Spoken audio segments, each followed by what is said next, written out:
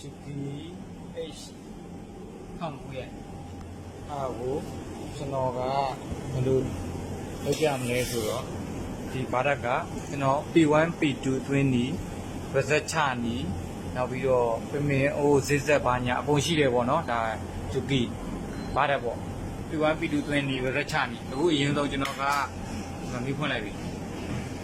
ဆိုတာနဲ့မ P1 ပေါ်လာတယ်မယ်အ P1 ရှိတယ်မပေါ်ခနဲ့ပါဒါ P1 P2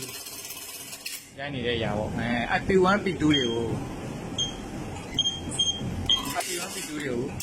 ကျွန်တော်ကဖြတ်ချင်တယ်ပေါ့နော်ဒါ P1 ကိုဖြတ်ချင်တယ်ဗဇက်ချမယ်ဆိုရင်ဒါကျွန်တော် P1 P2 နော် P1 ကိုကျွန်တော်မရှိချင်ဘူး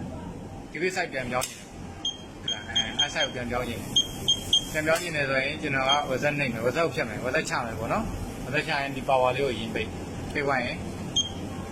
ဒီကလေးကို M လေးတစ်ချက်အဲ့ဒါနှစ်ချက်မြည်အောင်နဲ့တစ်ချက်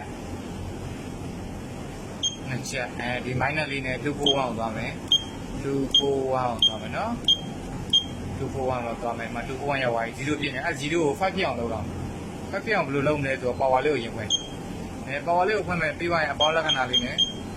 နံပါတ်5အဲ့နံပါတ်5ဖြစ်နေပြီဆိုရင်အဲ့နံပါတ်5ကိုဒါပြီးဖြတ်တဲ့ပုံစံပြီးဒီအကုန်လုံးပြန်ဖြတ်လိုက်တာဘယ်လိုလဲချလိုက်ပေါ့နော်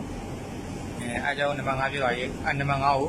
ဝင်ဝအောင်ဆိုပြီးတော့ဒီကောင်လေးပါဝါလေးမီးစိမ့်နေတာလေးကိုရက်တော့အောင်ပြပါပြီးပါဝါလေးချက်ပြဒါ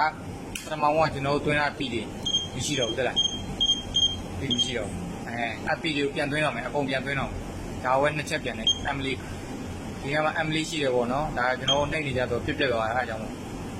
တစ်ချက်နှစ်ချက်ဒီခုနလိုပဲ241ကိုပြန်သွားမယ်ခုနကျွန်တော်5ထည့်ထားတယ်မလား5ကိုကျွန်တော်0ပြန်ပြောင်းမယ်โอเค0ပြန်ပြောင်းရင်ကျွန်တော်ဒါလေးကိုပြိတ်ဖွင့်လိုက် -4 နဲ့ပြန်သွား-5 ဝိုင်းနော်0ဖြစ်သွားပြီ0ဖြစ်သွားပြီဆိုရင်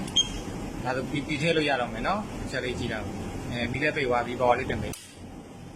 ဒါပြီးသွင်းလို့ရပြီဆိုရင်အနေထားပြောရရင်ဒါလိုတစ်ချက်ပဲစက္ကန့်နဲ့ကြာလိုက်132ပူလိုက်ရင်-4နဲ့Pကိုရောက်အောင်သွားပြီးပေါ်လာပြီဟုတ်လားP1 ပေါ်လာပြီဆိုဘာမှကိုယ်ကလုပ်ခဲ့မလို့မှာဒီမှာပေါင်းလက္ခဏာဟုတ်တာရှိတယ်ဒီပေါင်းတစ်ခုရအောက်မှာခုံးလေးရှိတာပြေးသွားတာလေးပေါ့နော်အဲ့ဒါလေးရှိတယ်ဘလို့တွေကတော့ပုံပြတ်နေပြီပြတဲ့စိတ်တွေကတော့ဒါဆိုရင်ကျွန်တော်ကလက်အတူရှိတော့နံပါတ်2ကောင်တာနံပါတ်အများတန်းတူးထားပေးရတယ်တချို့ဆိုရင်3တို့4တို့5တို့အဲ့လိုမျိုးထားဒါချီစိတ်ချီကျဲပုံစံမျိုးပေါ့နော်အဲ့ဒါချီစိတ်ချီကျဲပြောရရင်ကျွန်တော်က HK1 ကိုတောင်းတယ် HK မှာကျွန်တော်က130ထားလိုက်မယ်ဒါ YK မှာကျွန်တော်က93ထားလိုက်မယ်နော်93ထားလိုက်မယ်ထားပြီးပြီဆိုရင်ကျွန်တော်တို့ကဒါ P1 ပြီးသွားပြီမှာ HK မှာ130 YK မှာ93ဆိုရင်ဒါဆိုရင်ကျွန်တော်တို့က P1 ပြီးသွားပြီP2 P1 ပြီးသွားပြီဆိုတော့ဒီမှာဒီဟာလေးကိုတစ်ချက်နှိပ်ရန်ဆိုရလေးရှိတယ်ဒါကောင်တာ